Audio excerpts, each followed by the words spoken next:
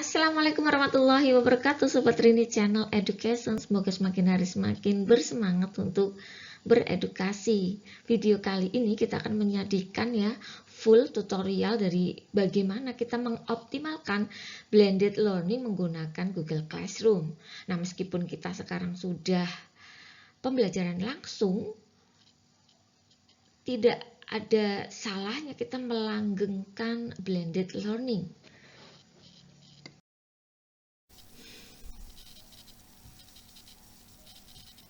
Apakah Anda termasuk guru yang sudah memiliki jam terbang yang cukup tinggi, mengajar mungkin 10 atau 15 tahun? Jika iya, maka Anda pasti merasakan perubahan dunia pendidikan yang sangat luar biasa. Semakin hari dunia pendidikan semakin terintegrasi dengan teknologi. Hal ini juga pasti akan mempengaruhi model pembelajaran dan juga teori pendidikan yang ada yang nantinya akan kita gunakan. Nah, antara lain adalah dalam hal ini penggunaan Google Classroom. Mengapa saya menggunakan Google Classroom? Nah, Google Classroom adalah sebuah produk dari Google yang memiliki potensi dan fitur yang sangat luar biasa untuk mendukung kegiatan belajar mengajar antara guru, siswa, dan juga orang tua. Google Classroom memiliki banyak sekali fitur dan keunggulan yang sangat sayang sekali bila tidak dimanfaatkan.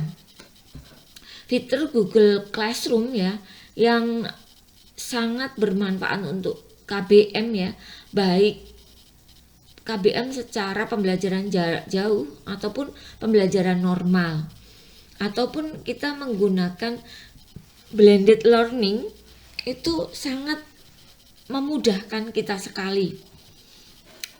Fitur-fitur yang dipunyai adalah yang pertama, Google Classroom mampu menjadi sebuah wadah bagi siswa dan guru ya. Bukan hanya itu saja, Google Classroom juga memiliki sebuah keunggulan yang disebut Classes. Classes ini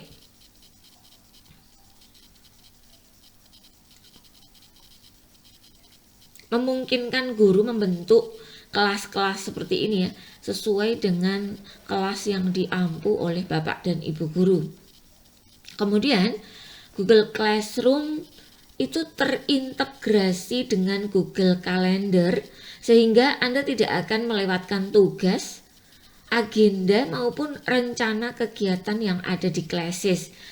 Hal ini sangat membantu dan harus dioptimalkan agar kinerja kita ya baik dan baik ya dalam hal perencanaan, reviewing, evaluating ya, grading hingga sekedar mengingatkan siswa atau diskusi menjadi lebih baik dan efektif. Ya, yang jelas ini sangat membantu sekali, apalagi kalau kita memiliki jadwal yang padat, kelas yang banyak yang memungkinkan kita menjadi lupa ya mengingat-ingat ya, terlalu sulit. Nah, ini bisa menjadi jalan keluarnya. Nah, kemudian Google Classroom juga memiliki stream ya. Stream itu adalah beranda dari Google Classroom yang memungkinkan guru memberikan pengumuman bahan pembelajaran hingga berdiskusi dengan siswa ya. Siswa juga bisa saling berdiskusi dan mengunggah file berupa video, dokumen, gambar sehingga sangat efektif dalam menunjang active learning yang memang sangat cocok untuk pembelajaran abad 21.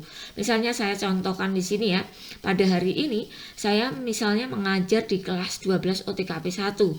Mata pelajarannya adalah OTK Humas dan Keprotokolan. Nah, jamnya adalah jam pertama sampai dengan jam keempat misalnya. Untuk materinya hari ini adalah praktek mengelola rapat. Nah, agar lebih efektif, di sini sudah saya share terlebih dahulu ya. Antara lain adalah file yang bisa di-download ya, kemudian sehingga bisa nanti dibaca secara offline. Apabila nanti dengan penjelasan Bapak dan Ibu guru kurang jelas, di sini juga sudah kita share link video yang terkait dengan pembelajaran yang sedang dibahas. Ya, misalnya ini kita share ya beberapa hari sebelumnya, maka siswa akan bisa mempelajari terlebih dahulu sebelum kegiatan pembelajaran ini memang betul-betul kita mulai. Nah, bayangkan betapa ini sangat membantu ya, baik bagi guru maupun bagi peserta didik. Nah, kelebihan yang selanjutnya itu Google Classroom ini memiliki Classwork ya. Classwork itu adalah fitur unggulan dari Google Classroom yang memungkinkan kita untuk meletakkan tugas agar bisa dilihat, diunduh ataupun dikerjakan oleh siswa. Keistimewaannya adalah guru bisa mengatur ya batas waktu pengumpulannya. Guru bisa mengatur kapan tugas tersebut bisa muncul dan kemudian dikerjakan. Guru juga bisa memberikan tugas dalam berbagai bentuk dan platform, termasuk mungkin dari YouTube, dari Google Form ataupun dari website. Nah, seperti ini ya. Untuk memaksimalkan kita sudah lengkapi ya, misalnya ini praktek mengelola rapat, ini tugasnya sudah ada, saya kirim sehingga siswa tinggal mendownload saja piranti dari tugas, misalnya memerlukan kop ya, kop suratnya atau kop untuk tugas-tugas yang terkait dengan ini ya, dengan prakteknya. Jangan lupa kita juga bisa menyediakan self assessment. Self assessment ini berguna bagi siswa untuk selalu mengingatkan dirinya sendiri ya, seberapa jauh dia bisa menyerap kompetensi sesuai dengan yang diharapkan dalam capaian pembelajaran. Ya, kita bisa buka saja ya, misalnya self assessmentnya seperti apa.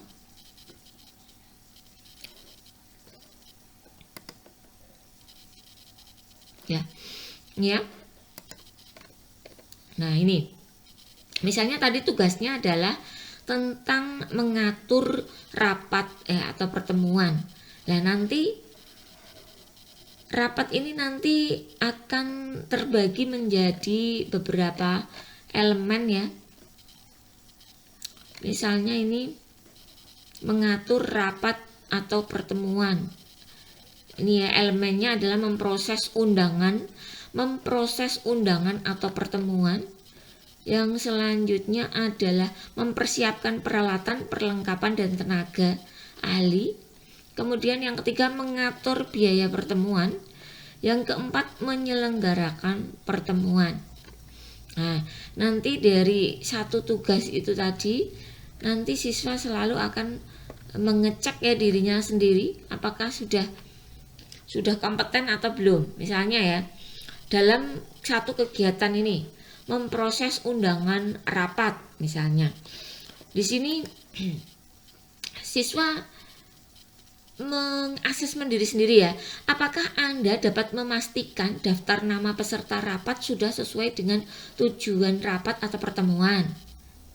Nah, dia akan menjawab kompeten atau belum kompeten. Apakah Anda dapat menyusun tujuan dan rangkaian acara pertemuan sesuai dengan arahan pimpinan dan protokoler yang berlaku? Menyusun tujuan dan rangkaian acara pertemuan. Kemudian, apakah Anda dapat menetapkan waktu, tempat, dan ketentuan pertemuan? Sudah bisa atau belum?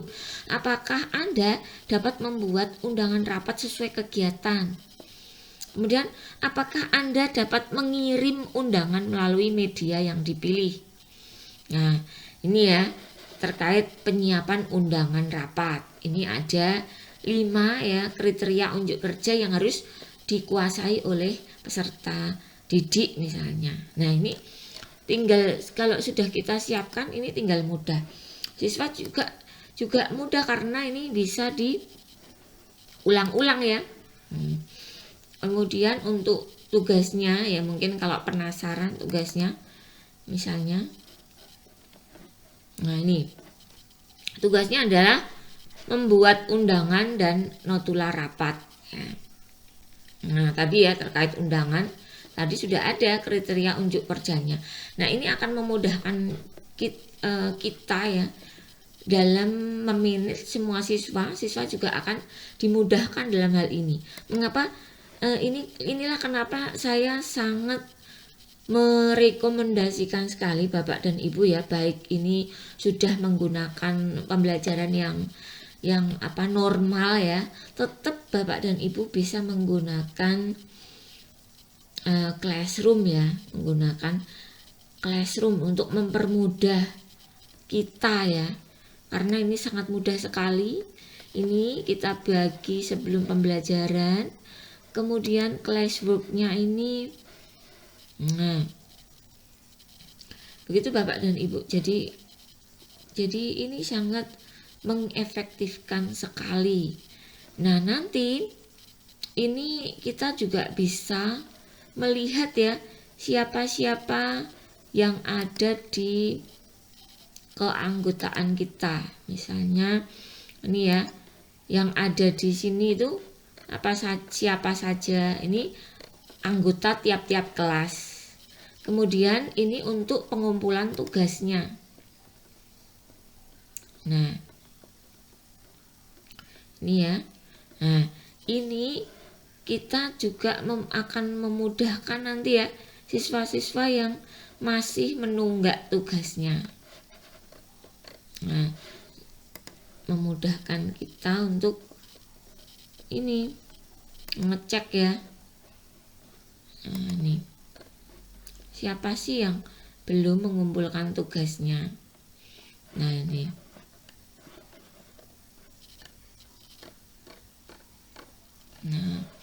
seperti itu, sehingga ini memang sangat di Rini Channel rekomendasikan ya. Nah pertama mungkin itu dulu ya, kelebihan Google Classroom ya, seperti yang sudah dibahas panjang lebar di atas.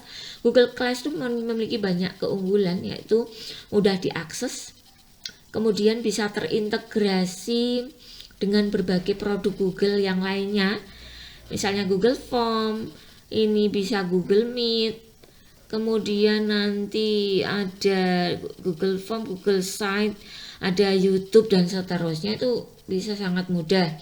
Kemudian gratis ya, kemudian simple, kemudian stabil ya, jarang sekali ada gangguan di Google Classroom. Kemudian data kita menjadi rapi. Nah itu kelebihan dari Google Classroom ya, sehingga kenapa Bapak dan Ibu guru perlu menggunakan Google Classroom, terutama untuk mengefektifkan blended learningnya ya, ini ya. Nah blended learning akan menjadi lebih efektif menggunakan ini ya. Kita bisa menge-share materi terlebih dahulu, kita juga bisa menge-share materi yang berupa link video ataupun yang berupa dokumen seperti ini. Tugasnya juga dengan mudah kita berikan ya, seperti ini ya. Tugasnya bisa dengan mudah kita berikan seperti ini. Tugasnya praktek, nah ini seperti ini bisa di-download ya. Mereka juga bisa melaksanakan self assessment. Self assessment ini juga kita bisa hubungkan dengan Google Form dan seterusnya, sehingga nanti kita akan lebih mudah menganalisis hasilnya.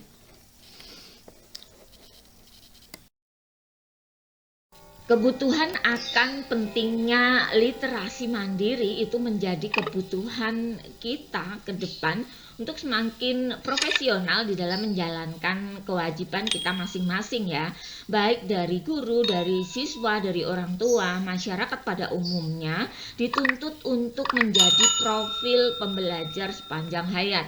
Karena pada hakikatnya selama kita hidup maka kita perlu terus untuk belajar. Setiap peristiwa, setiap kejadian itu adalah proses pembelajaran. Nah, simak terus video-video dari Rini Channel Education. Jangan lupa dukung Rini Channel Education dengan cara mensubscribe bagi yang belum subscribe ya, agar Rini Channel Education semakin hari semakin bersemangat untuk memunculkan video-video baru yang tentunya menarik untuk kita simak bersama ya. Juga nilai edukasinya semakin kita rasakan ya. Semangat berbagi, semangat belajar, semangat berbagi. Demikian ya, terima kasih untuk selalu setia menonton Rini Channel Education ya. Assalamualaikum warahmatullahi wabarakatuh.